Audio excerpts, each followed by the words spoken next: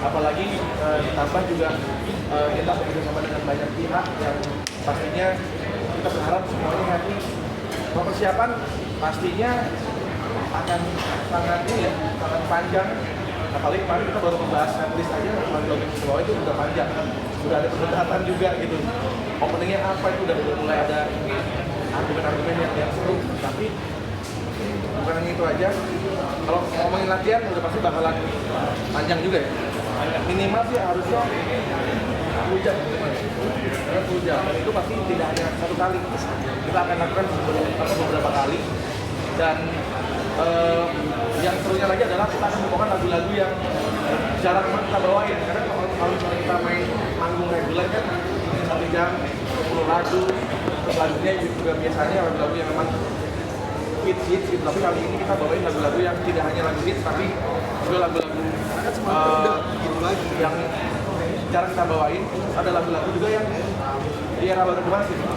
Kita akan membawakan 2 lagu baru dan yang rencananya akan rilis bulan depan di September, berarti kita mulai Oktober ya? 4 Oktober. Jadi itu akan pertama kali akan kita bawain lagi September kemarin juga nanti di konser. Jadi itu pastinya bikin kita deg-degan karena lagu-lagu udah masuk ke depan, sementara kita akan full bahasa Inggris ke depan karena kita mau ada punya plan untuk expand market juga. Tapi kan ini fans kalian berjalan dengan usia juga ya. Kan mungkin dulu pas nomornya masih SMA, sekarang udah punya anak gitu ya. Ada nggak yang se-excited itu sampai mungkin aku mau ikut tuh bawa anak atau gimana?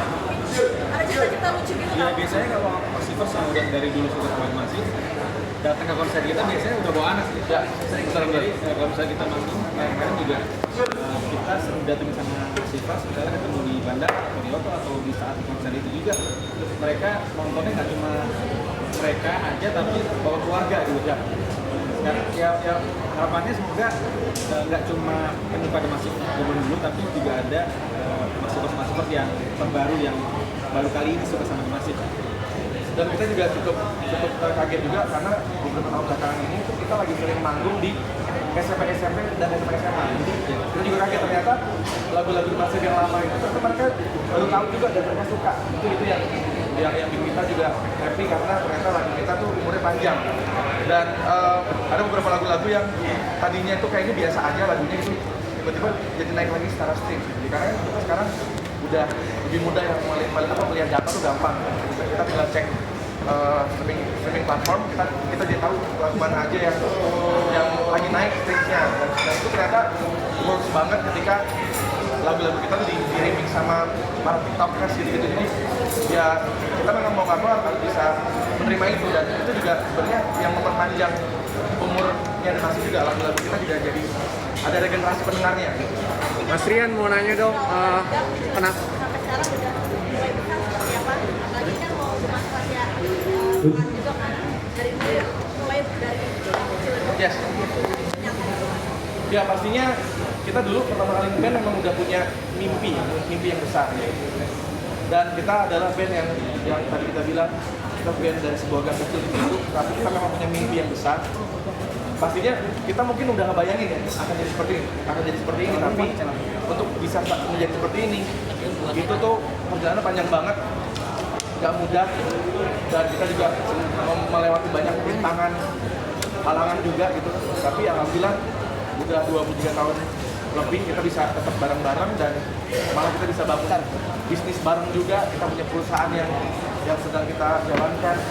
Ada beberapa bisnis juga yang memang kita sedang jalankan juga di dalam perusahaan kita. Jadi itu yang kita berpikir ini kayaknya memang harus panjang, karena ini kita tidak hanya ngeband, tapi kita juga membangun legacy untuk anak cucu kita juga gitu. Tapi mungkin di panggung kali ini ada kegiatan spesial apa nih?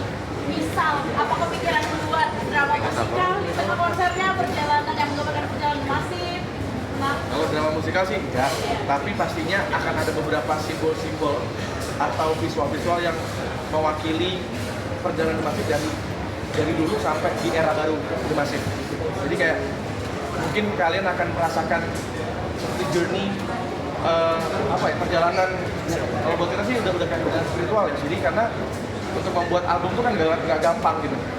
Dan kita tidak akan pernah bisa mengulang lagi lagu-lagu yang di album pertama. Jadi pasti setiap album itu punya ceritanya masing-masing dan punya nyawanya masing-masing. Ya pastinya akan menjadi konser yang akan banyak kejutan juga sih pastinya. Mas Trian, Bentar. mau nanya dong kenapa akhirnya memilih Trans Entertainment yang mempromotori? Kan kita tahu ya, Mbak Nagita ini kan debut berarti kan langsung dipercaya untuk megang The Massive, alasannya apa? Dan kedua, apakah nanti di setiap negara bakal menggandeng opener dari band lokal, mungkin dari Singapurnya atau Malaysia? Ya, alhamdulillah maksudnya seperti yang kita bilang tadi, ketika kita independen, kita bisa bekerja sama dengan siapapun, dengan pihak manapun. Dan tidak hanya Trans, tapi juga ada Kelas Pagi, ada Antara Suara, ada Lux, terus nanti ada show directornya juga gitu. Jadi kita bersyukur banget, kita kerjasama tidak hanya dengan satu pihak, tapi banyak banget pihak yang bisa untuk kita ajak kerjasama, yang percaya sama The Massive juga untuk bisa menjalankan konser ini. Karena buat kita, konser ini seperti yang tadi kita bilang, bukan untuk hanya konser, tapi kita mau membuat legacy untuk anak cucu kita juga gitu, akan menjadi cerita untuk anak cucu kita nanti. Makanya kita pengen semua pihak itu benar-benar apa ya, kayak yang memang benar-benar suka sama The Massive, yang benar-benar pengen bikin suatu hal yang memorable. Nah, mungkin perjalanan terakhir perjalanan Yang opener apa sih, Mas? Opener ya? Untuk opener, kita ada beberapa plan ya untuk opener, tapi juga akan ada beberapa kolaborasi juga dengan musisi-musisi yang belum kita bisa sebut sekarang karena itu surprise. Pastinya di setiap negara akan ada kolaborasi. Di Jakarta juga ada kolaborasi.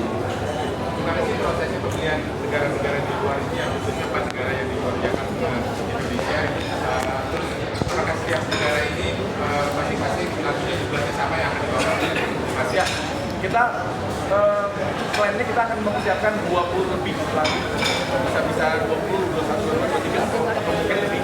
Jadi negara-negara yang kita pilih memang based on pastinya banyaknya orang-orang Indonesia juga di sana, karena pastinya dia akan membeli tiket yang paling banyak orang Indonesia. Tapi alhamdulillah kita ini udah mulai juga pendengar yang memang lokal. Kalau di Malaysia kebanyakan orang-orang Malaysia yang akan beli. Orang di Singapura juga sama, banyak orang Singapura yang membeli tiket. Maksudnya ada orang Indonesia juga. Di Taiwan dan Hong Kong juga sama. Jadi kita juga udah mulai mempublish lagu-lagu baru kita, dan ternyata sudah ada mulai pendengar-pendengar baru yang orang lokal, orang Taiwan dan juga orang Hong Kong. Jadi pastinya semuanya sudah kita lihat dari data juga.